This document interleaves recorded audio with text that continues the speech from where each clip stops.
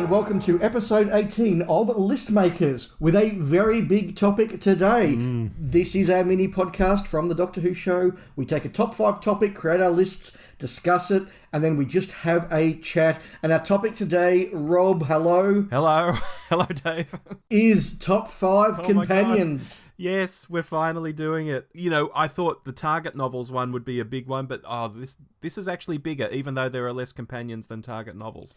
It is. So look, we'll get into it. Now, I just need to remind listeners, when we recorded our last List Makers episode, and we pulled this topic out of Turlo's Hat of Rassilon, I said I guarantee that we're going to have at least one snap, and I wrote down on a piece of paper on my desk what that snap would be. Yeah. So after we've both given our list, we'll see if I was right a month ago. Okay, let me have a crack at that too.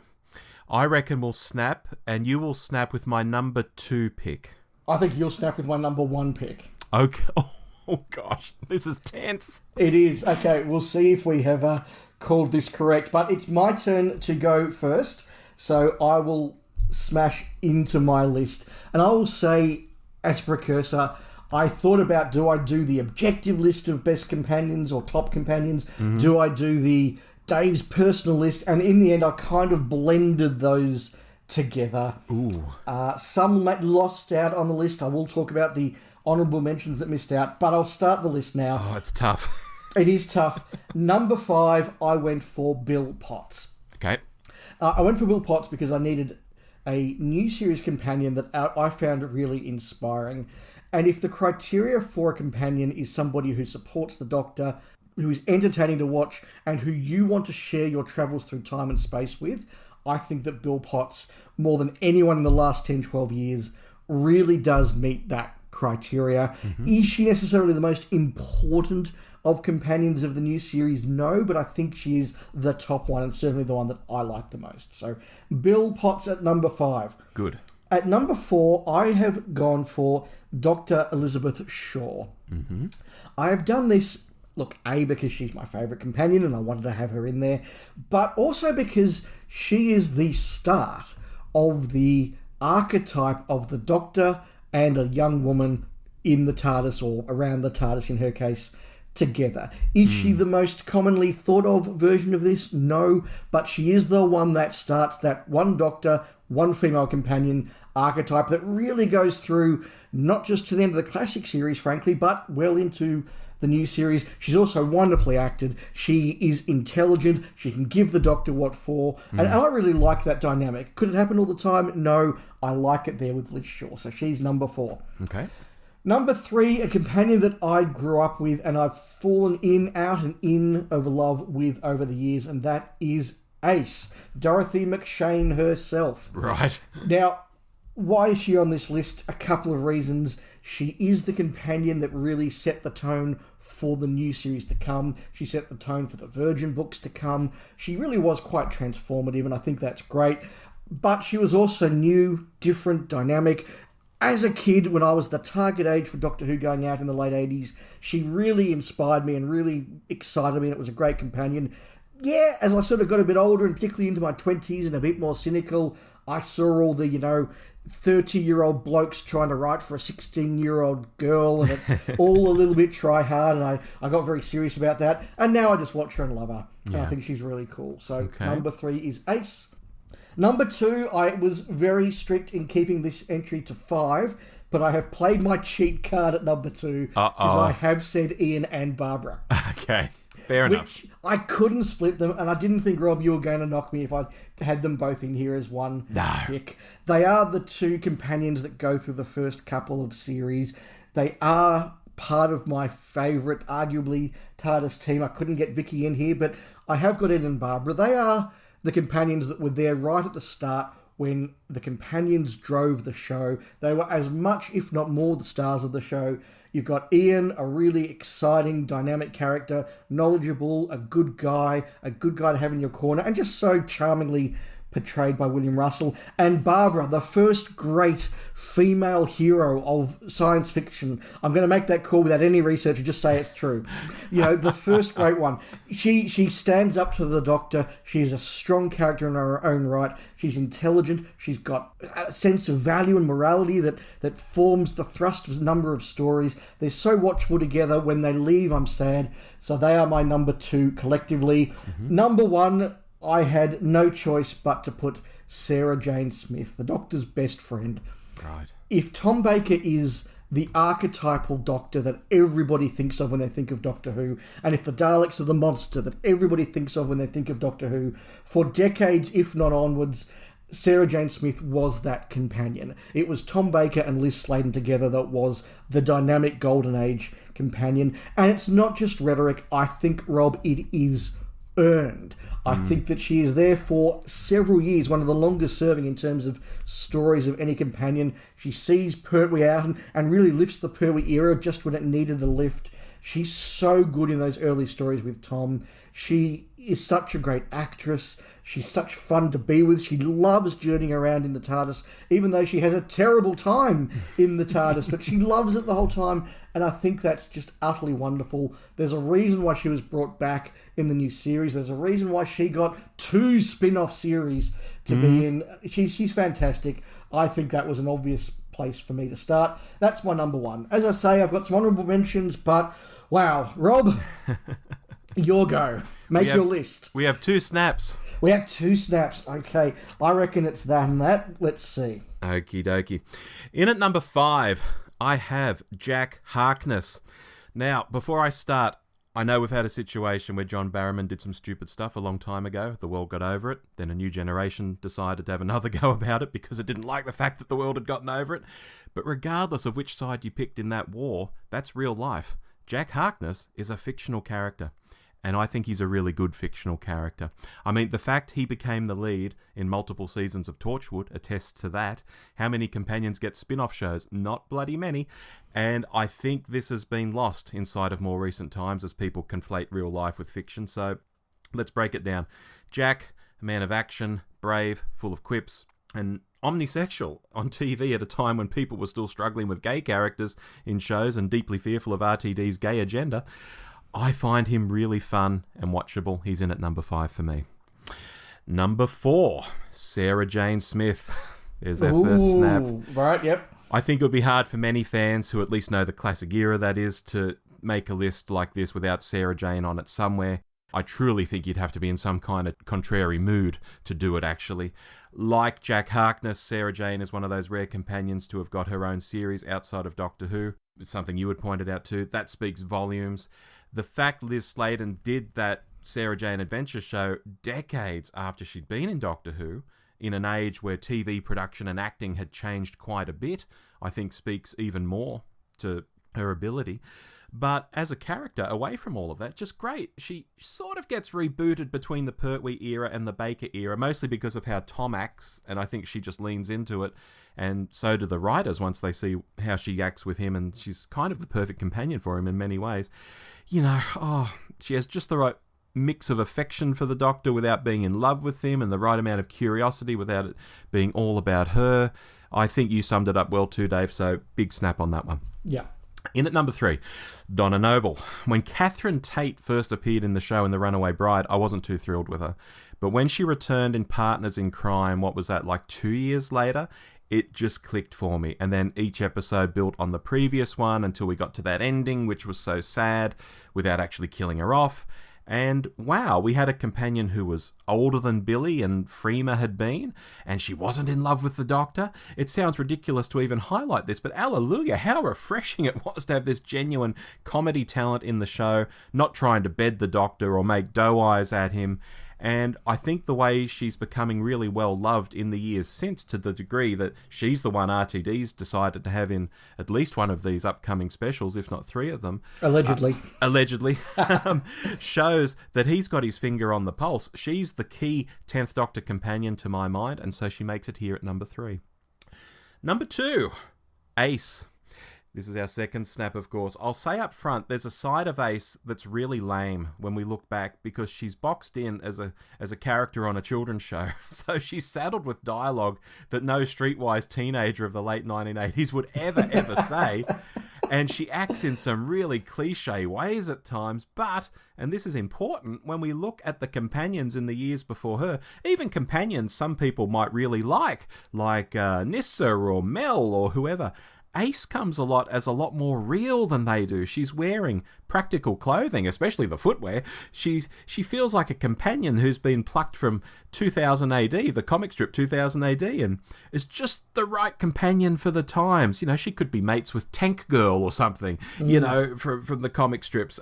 And I think this has let the McCoy era age really well. It also helps that Sophie had a really young look. I mean, she was 25 in Dragonfire already, but she maintained that really young look for decades after, and for decades we've seen Ace just looking the same. It's been quite amazing. And in at number one. Number one, it's not a snap, so it's a new name. Yes, it is the first Romana. Now, it's true I have a wild crush on Mary Tam, and along with Stephen from New to Who, I will always wave the flag for Ms. Tam as a person. However, this is all about the characters, like I said back in my spiel about Jack Harkness, so let's talk about the character. The first Romana is a foil for the Doctor. While she might not have the street smarts, she's got the book smarts, and enough confidence to tell the Doctor what she really thinks. As a Time Lord, she can go toe-to-toe with him, and it feels authentic. It's not like when Clara, for example, the sometime school teacher, thinks she's as good as the Doctor, and we have to believe in this absurd notion when the Doctor has had thousands of years' experience and knowledge of things Clara's never heard of. Meanwhile, Romana is a Time Lord. She knows all the same stuff, and vitally, she's not her bubbly next incarnation, which really works well with Tom. I get that, but I don't like the relationship as much. I like this slightly spikier relationship they have. Wow, what a list. Thank you very much. What a list. Look, I really love that. I love both those lists. I think they're really cool. A couple of things to sort of say before we tease them out further. The snaps, I did have written down here Sarah Jane Smith as being one I thought we were both going to have, and we did. Mm-hmm. And you were, I think, predicting we would both have Ace. Yes, when I said you'd snap with my second pick. Yeah. So look, we predicted that. I think there were two that had to be on the list. I'm going to say Jack Harkness. I think that the rationale you made was really fair. If we're lauding Sarah for being such a big deal as a companion that she gets a spin-off, you kind of have to say Jack's an equally big deal. Absolutely. So yeah, I totally get that. Very fair. And you're right, it was a big deal in 2005. It's hard to remember that.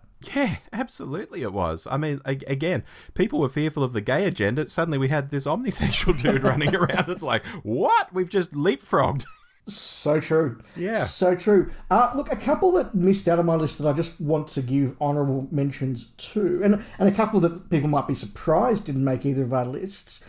Jamie, who I think is a great companion, but as well as he works with Troughton and as great as Fraser Hines is, I didn't think he was really that sort of archetypal, series-changing, big deal companion that perhaps the others were and got on the list. Mm-hmm. Jo Grant, I could easily have subbed her in for Liz Shaw because whilst Liz is the first of that Doctor-female companion dynamic that really sets up Doctor Who as we know it, Jo is the one who comes in and kind of makes that her own. In the end, it was personal preference. I went for Liz over Jo, but I think Jo deserves a mention. Obviously, Bernice Summerfield from the New Adventures needs to get an honourable mention from me because, look, she was the first companion introduced in that series, and there was a test of, can we invent a companion just in the books and have her be as real and as important as a companion that's come over from the series in Ace? And she turned out to be so much that even now Big Finish is still turning out Benny-based adventures, so she's really coming to her own. And the one that I thought might have been on your list, and again, I really struggled not to find a place for her, is Rose. Mm-hmm. I think that Rose, I was tempted because she is that first new series companion. She does break the mould even more than Ace does, and she is dynamic. I think, and look, we've had this conversation many times, if it was Series 1 Rose only, I'd have had her in the list in place of Bill. But Series 2 and particularly that latter stuff does drag her down. So, harsh to miss out there. Yeah, gosh, look, I didn't actually make a list of runners-up, but off the top of my head, I could say, well, Polly's my favourite female companion of the 60s, but that's not what I'm sort of doing with my list. I'm trying to look at the more important, who did the important stuff, not just my personal preference. I love Stephen from the 60s episodes. I love Leela. I think Tegan's fun. Of course, I love the Brigadier, so there are all these other characters I really, really like. And they just couldn't make it. Yeah, look, I've said before, I have a personal like for Adric, particularly the Adric of season 18. Yeah. Could I knock Ace or Sarah off a listing to put Adric on there? No. No, I couldn't do it. And I think that's where that personal views sort of have to be balanced with a little bit more objectivity, which we've both tried to do. A point we both mentioned in a different way I want to pull out here. I mentioned that Liz Shaw is my favourite companion, and she's a very intelligent person who can go toe-to-toe with the Doctor. Just 4 stories, though, Dave. It's just amazing. 4 stories, but you had someone with just 6 stories, and episode count, they're probably about the same, and that's Romana 1. Good point. We both we both had companions who weren't there all that long, but personal favourites, and both intelligent women who could go toe-to-toe with the Doctor and be a foil for the Doctor. Is there a thread there, or is that just coincidence? Is that something fans like the public might not? Oh, well, let's look at it objectively. The Doctor mostly travels with women, so chances are we are going to pick women. And I think if you've got a character who stands up to the Doctor, that's way more interesting than sort of a wet dishcloth. So maybe it's natural to sort of gravitate towards that kind of character, and chances are it will be a woman as well. Yeah, no, that's definitely. If that's fair. One way to break it down. Yeah, no, I think that's really fair and interesting. I've often reflected over time how companions ebb and flow in fandom. Now, if this was 10 years ago, certainly 20 years ago, I would be stunned if Lalla Ward's Romana 2 hadn't been on this list. She was really held up in fan regard, and Mary Tam was almost forgotten. But now I think there's been a real renaissance of love for Mary Tam. Oh, it's always the way, isn't it? It's the same with Colin episodes. Everyone hated it at the time. Then the new generation comes on and goes, oh, these are hated, but I can see good elements in them, so I'm going to champion them, damn it. And suddenly Colin episodes become very popular. Yeah, there was a time when the Doctor, Jamie, and Victoria were held up as one of the, if not the great TARDIS teams, and then all of season 5 started to come back and people watched them and said, oh, Victoria's maybe not all that good, but this Zoe character, yes, she's really good. I'd forgotten about her. She's really good. Yeah, Zoe could have made my list as well. Zoe could have made my list as well. She was one that I really struggled not to have on there. And look, Vicky is one of them I'm really fond of as well. Look, there are so many great ones. Yeah. Amazing. Interesting that we only had one new series companion on each. Possibly a factor of our personal nostalgia and childhood. Oh, well, I had 2. I had Donna and Jack. That's fair. Sorry, so you did. Oh, look, 30% isn't so bad after all. Maybe I was being a little bit harsh. There will be people that would have Clara and Amy on their lists. I'm just going to put it out there and say I don't want to travel with them. I think they're both very difficult, often unpleasant, sometimes toxic people. Mm-hmm. And I get that makes for interesting drama, and I get why that engages people, and I don't take that away from it. Would I want to travel with them? No. So therefore, I don't love them. Yeah, I wouldn't want to travel with either. If I had to choose, I'd choose Clara over Amy, but only just. Well, look, I would say no to both of them and have Rory. Fair enough. Fair enough. But look, we're out of time. Somehow we managed to do a list of top 5 companions. It will be very contentious. As always, listeners, let us know what you think. But we now end with pulling next week's topic from the hat of Rassilon. And we have... a rare worst. Top 5 worst classic stories. Oh, wow. We can have some fun with that, and I hope we will. And you thought Companions was controversial? Yeah, well, I don't think we could do worst companions. That would be a bit nasty. That would be mean, actually. It would. Look, as always, if you have topics for us, please send them through. I know we've got a couple on Twitter over the last month, which are now dutifully in the hat. But until then, I've been Dave. And I've been Rob. And we will make more lists soon. Bye-bye. Goodbye.